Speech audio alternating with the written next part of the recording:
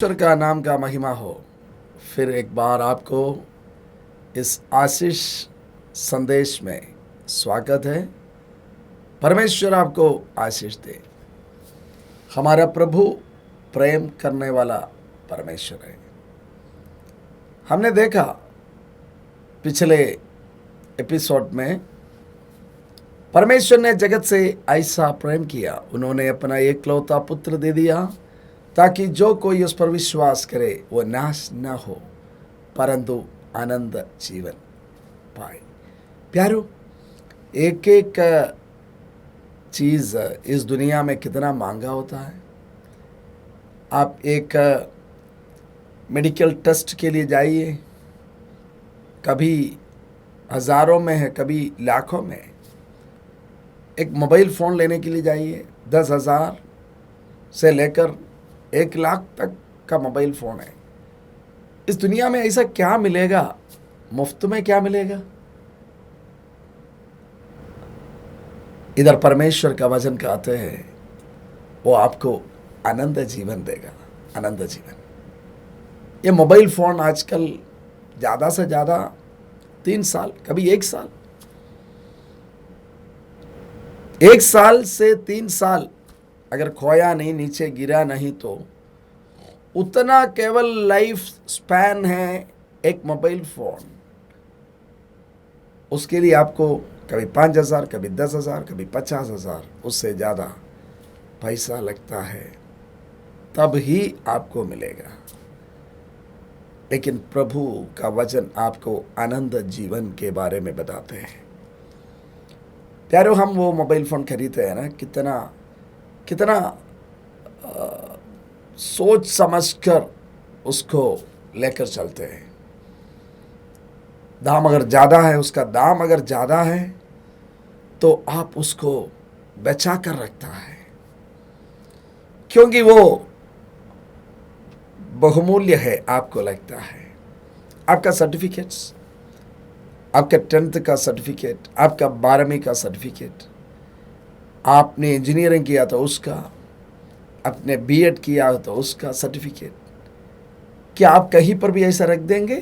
नहीं, भीतर अलमारा में, फाइल में।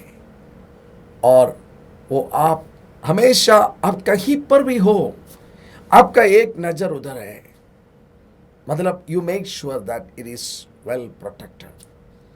अब इस बात को पक्का करेंगे वो सर्टिफिकेट जहाँ पर है वो अच्छा जगह पर है, सुरक्षित है। क्योंकि उस सर्टिफिकेट दिखाकर आपको नौकरी पाना है, आपको तंगा मिलना है, आपका करियर आगे बढ़ना है, आपको इस दुनिया में उस सर्टिफिकेट दिखा करके नौकरी पाकर, तंगा पाकर घर बनाना है, गाड़ी खरीदना है। शादी का वक्त आएगा तो उस सर्टिफिकेट के आधार पर आप बोलेंगे जी हाँ मैं एक कोर्स किया है। पूछेगा तो सर्टिफिकेट दिखाना पड़ता है। जी हाँ, आजकल तो लोग कभी पूछ लेते हैं, क्योंकि क्या करें, लोग कई बार जो सच है उससे उसको बढ़ा चढ़ा कर भी बोलते हैं ना। इसलिए वो एक सर्टिफिकेट बचाने के लिए, आपने खरीदा हुआ एक सामान बचाने के लिए आप बहुत उसके बारे में सोचते हैं और आप उसके बारे में, उस बात को बड़ा सीरियसली लेते हैं। मेरे दोस्तों, परमेश्वर का वचन इधर आपको कहते हैं, परमेश्वर आपको आनंद जीवन देते हैं, देना चाहते हैं। इसके लिए आपको क्या करना पड़ेगा? एक इंजीनियरिंग का विद्यार्थी, आपको मालूम है, कम से कम 40 बड़ा बड़ा किताब पढ़ते हैं। हमारे बेटा आर्किटेक्चर का पढ़ाई करते हैं। वो सोने के लिए कब जाते हैं? सवेरे 5 बजे, 6 बजे। हम जब 4 बजे उठते हैं तो वो तो बिल्कुल उठे हुए हैं और अपना काम कर रहे हैं, सोया नहीं है। हम जब सोने के लिए गए 11 बजे, वो काम कर रहा था। 4 बजे उठते हैं, वो काम कर रहे हैं, और 6 बजे सोते हैं, 9 बजे उठते हैं, 9:30 बजे से क्लास शुरू होता है। बहुत मेहनत है। वो मेहनत करके वो सर्टिफिकेट कमाते हैं तो वो खोने नहीं देता, क्योंकि वो आगे का जिंदगी का सवाल है। तो मेरे प्यारो, एक नौकरी कब तक है? 60 साल होगा, आप कितना भी अच्छा काम किए हुए व्यक्ति हो, आप डायरेक्टर है उस संस्था का, लेकिन आपको एक बुके दे देंगे, एक गुलदस्ता दे देंगे और आपके बारे में 5 मिनट बहुत अच्छा से बोलेंगे और एक गाड़ी में बैठाएंगे, घर पहुंचा देंगे। साइलेंटली वो आपको बताएंगे कल से वहां नहीं आना। खत्म। 60 साल। 30 साल में अगर आप नौकरी शुरू किया है तो 30 साल बस। उतना दिन का नौकरी के लिए आपने पाया वो सर्टिफिकेट। 1 साल 2 साल बातें करने के लिए आपने खरीदा हुआ मोबाइल फोन, आप उसके बारे में इतना सोचते हैं, सुरक्षित रखते हैं। तो मेरे दोस्तों, परमेश्वर का वचन, पवित्र शास्त्र आपको बता रहे हैं, इस जीवन में आपको मिलने वाला कुछ चीजों के बारे में केवल नहीं, आपको आनंद जीवन देने के बारे में परमेश्वर का वचन, प्रभु यीशु मसीह का वचन आपको बता रहा है। आपको इसके लिए क्या करना पड़ेगा? यही तो बात है, आपको सिर्फ विश्वास करना पड़ेगा। हमने एक भाई से मिला, एक व्यक्ति से मिला, हमने पूछा कहाँ से आ रहे?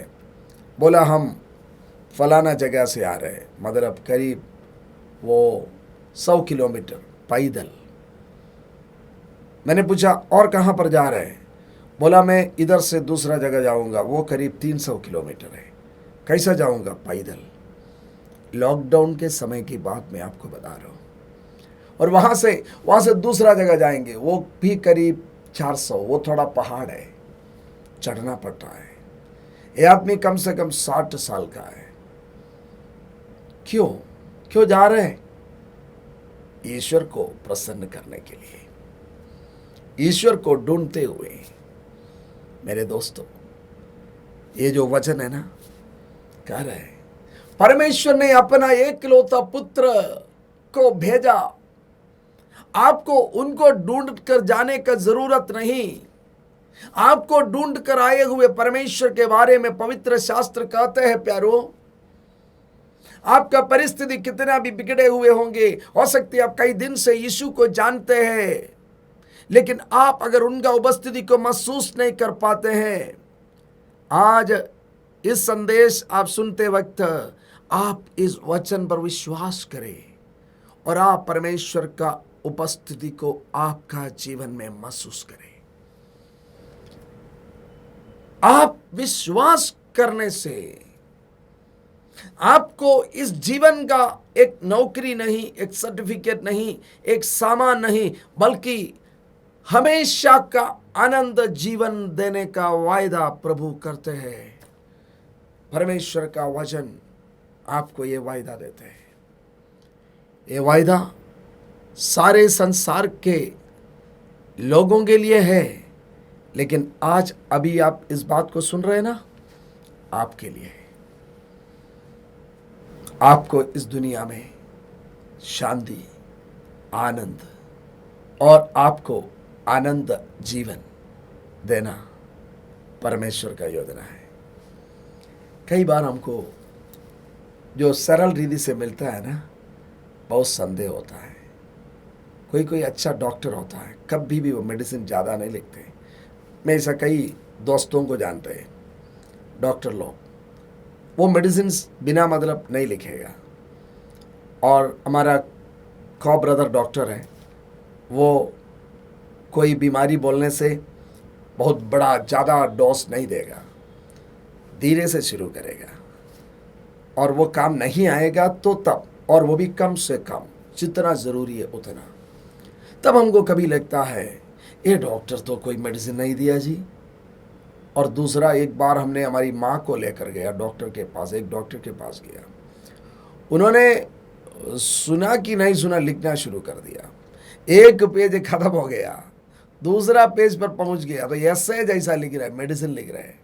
जी मैंने पूछा डॉक्टर साहब इनका तो थोड़ा सा बुखार है, ये तो एक पन्ना तो खत्म हो गया है।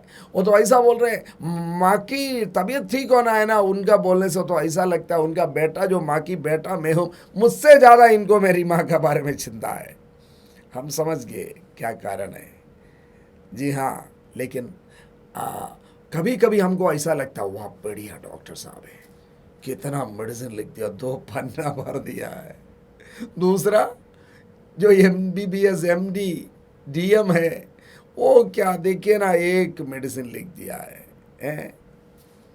कभी कभी हमको जो सरल रीति से मिलता है ना, लगता है ये इसमें कुछ गड़बड़ी है। कभी हम मेहनत करते हैं ईश्वर से मिलने के लिए मेहनत करते हैं, लेकिन आज का संदेश यह है प्यारो, आपको मेहनत करने की जरूरत नहीं। आप सुनिए, आपको मेहनत करने की जरूरत नहीं। हो सकती है प्रभु को जानते होंगे, प्रभु को नहीं जानते होंगे। आज प्रभु यीशु का संदेश यही है, आपको मेहनत करने की जरूरत नहीं, आप मेहनत करने से होगा भी नहीं। क्योंकि एक व्यक्ति पानी में डूब रहे हैं, मेरा दोस्त है, मैं उनको मदद करना चाहता हूं, लेकिन न मुझको तैरना आता और मैं खुद भी डूब रहा हूं। कैसा बचाएगा उसको, कैसा बचाएगा? प्यारो ये पाप का सवाल है, पाप से बचने का सवाल है। अगर कोई मुझको डूबने वाला परिस्थिति से बचाना चाहते हैं तो वो ऐसा व्यक्ति होना चाहिए, मुझको बचाने का ताकत उनके पास हो। मैं खुद ही डूब रहा हूं, आपको मालूम है ना नियम, जो डूबने वालों को बचाने का नियम यह है, कभी भी डूबने वालों को आप हाथ ऐसा मत दीजिएगा, वो आपका हाथ में पकड़ेगा और आपको भी वो लेकर जाएगा। वो थक जाएगा ना, बिल्कुल थक जाएगा, तब जाकर उसको पकड़ कर खींच कर ले आओ। यही है उसका तरीका। जी हाँ, मतलब अगर मैं खुद डूबने वाला इंसान हूं, मैं किसको बचाऊंगा? आप थके हुए, बहुत कोशिश के बाद सोचते हैं मुश्किल है। आज परमेश्वर का आवाज, परमेश्वर का वचन आपके लिए यही है प्यारो, जो यूहन्ना 3:17 आप जरूर पढ़िएगा। परमेश्वर का वचन से आप खुद पढ़िएगा, बहुत अच्छा लगेगा। वो वचन आपसे बात करेंगे। जी हाँ, मनन करिएगा, परमेश्वर का वचन मनन करेंगे, आपका बुद्धि, आपका ज्ञान बढ़ेगा। यह परमेश्वर का चिट्ठी है, परमेश्वर का चिट्ठी आपके लिए जो लिखा है। परमेश्वर ने अपने पुत्र को जगत में इसलिए नहीं भेजा कि जगत उन पर दंड की आज्ञा दे। परमेश्वर ने अपने पुत्र को जगत में इसलिए नहीं भेजा कि उन पर मनुष्य पर दंड की आज्ञा दे, परंतु इसलिए कि जगत उसके द्वारा उद्धार पाए। इससे खूबसूरत क्या बात हमारे लिए हो सकते है प्यारो? मनुष्य का सबसे बड़ा डर है मृत्यु का डर, सही है ना? मनुष्य का सबसे बड़ा डर मृत्यु का डर है। हम सबसे डरते हैं, कोई सांप से डरते हैं, कोई कुत्ता से डरते हैं, कोई पुलिस से डरते हैं, कोई आवाज से डरते हैं, बहुत हम डरते हैं। लेकिन को हर आदमी जो डरते हैं वो मृत्यु से डरते हैं। तब आप बोलेंगे लोग तब आत्महत्या क्यों करते? वो मृत्यु से डरते हैं तो आत्महत्या क्यों करते? प्यारो, वो इतना मृत्यु से डरते हैं, उनमें जीने का हिम्मत नहीं है। जी हाँ, हमको आत्महत्या करने की जरूरत नहीं है। कभी आप देखते हैं ना, अमीर लोग जिसके पास बहुत पैसा है, जिसने बहुत नाम कमाया है, जिसने बहुत दोस्तों को कमाया है, जिसके पास बहुत सारे गाड़ी है, जिसके पास बहुत मकान है, सब कुछ है, अचानक एक दिन में फांसी लगाकर मर गया।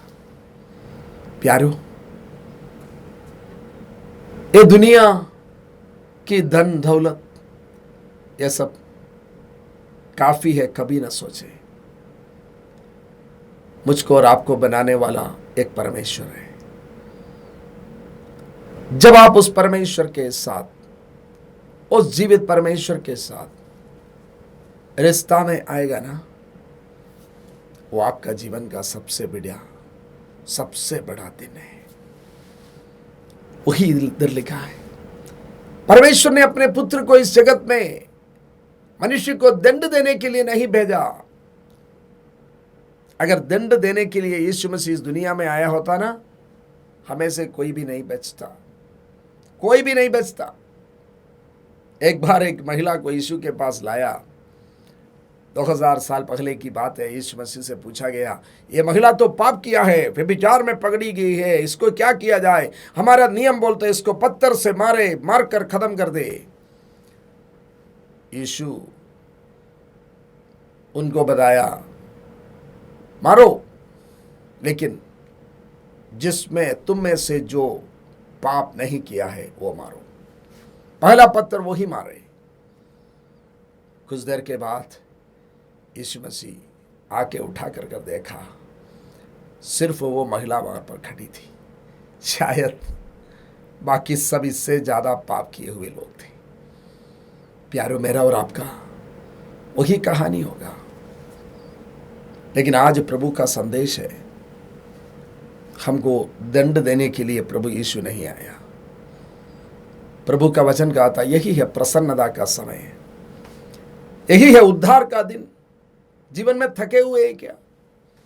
हम कई गवाही देखते हैं, आपको सुनाते हैं, हमारे दोस्त लोग गवाही हमारे प्रोग्राम के द्वारा आपको बताते हैं।